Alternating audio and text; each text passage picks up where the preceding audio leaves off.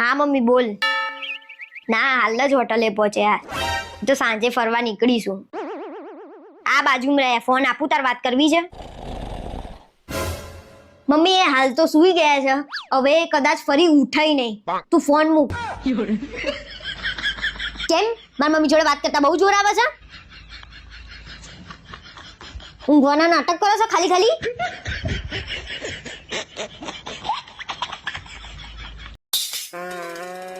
તું કહેતી હતી ને કે લગન પછી મને કોઈ દિવસ ગિફ્ટ નહીં આપી, આ તારા માટે ગિફ્ટ લાવ્યો છું. શું લાયા છો? મને અંદાજો છે ને ત્યાં સુધી તમે ભલીવાર વગરની જ ગિફ્ટ લાયા. મારે તને હાલવી જ નહીં. બતાવો ને, એવું શું કરો છો? ચણિયા ચોરી લાવ્યો.